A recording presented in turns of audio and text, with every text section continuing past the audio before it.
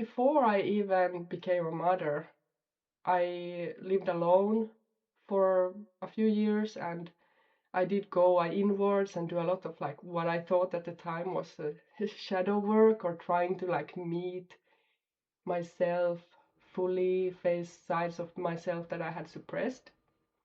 But when I gave birth to my first child, it was like something, yeah, burst, more than just literally that child bursting out. It was like something in all those suppressed layers that had been like really, it's like all out. And no way for me to like rein it in, and that resulted in quite an intense few years of what can be seen is usually described as a postpartum anxiety, postpartum depression, that um, expressed in anger mostly, and frustration, and well, also depressive states. And the thing is, when I went to talk with therapists, I tried a few times, there were some areas where it had helped me. It really helps to just express something to someone that you have been holding in, and then have it mirrored back to you, that kind of confirmation about your experience. And that's talk therapy really holds a valuable place for those kinds of things. But in the end, it didn't really like help give me guidance in how to interact with people, or with like on an energetic level, because those kinds of therapeutical interventions or methods are not founded on these ideas of energetic entanglements or interactions. And then I found this system of, or framework of, or lens, language, what to call it, of human design, and stumbled upon it. I was looking like, okay, what's this? It's supposedly like describing how our energy, yeah, functions, or who we are, as many of these frameworks have as their whole purpose, or partly at least. And at that point, I was in a strange place where I knew the situation I was in with my, that point, I think a half-year-old, no, 1.5-year-old baby, 1-year-old baby, and quite a new relationship. It was a very turbulent time of big shifts in a very short period of time. And I had a big challenges with the baby. My firstborn was really bringing up a lot of emotions in me, and we had so many kind of, just so much, even as a tiny baby, is like something kind of really fanning the fires, or how to say it, like some people really like, I've noticed in my life, there's something going on where we can easily get into these loops of the emotions being like going totally into a whole new realm of, and how to deal with that.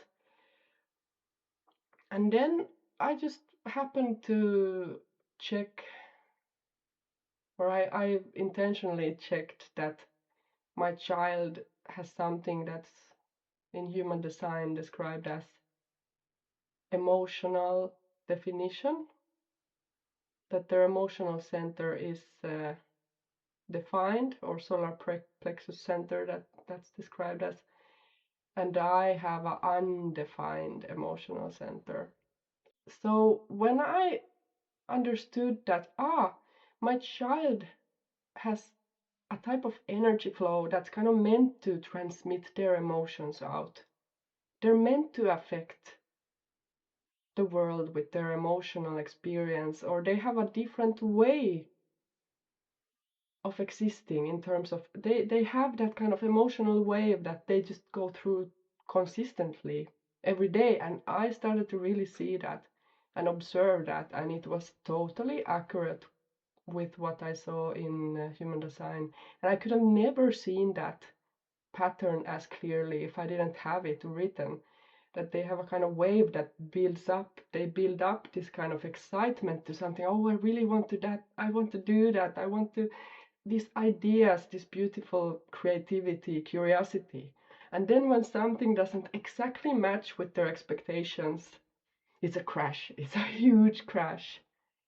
And then those were the toughest part for a parent, like how to deal with helping your child through that crash and get them up again, get them happy again. And then a big key in the human design approach was like, you don't need to solve anything. They just have their emotional wave. They have their process. And you can support it by letting them have their process, letting them have their emotions. And it takes a huge load off the shoulders.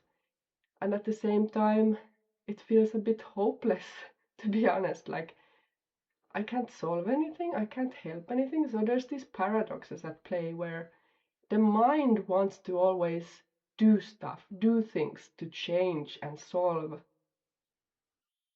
But it's not for the mind to solve, particularly when it comes to other people. And that's a huge challenge in parenting overall, that we do have a huge responsibility for another person and we want to help them. At the same time, we have to let them be and develop on their own, or that kind of narrow path to navigate how to not veer too far in either direction, like. But it still helped me to observe and try out a new approach, like, okay, what if I just let them have their emotional process, but I'm there as far as I'm able. Of course, at that time I still had my own postpartum stuff, emotional bursts, outbursts, and it's been a work in progress, as these things always are.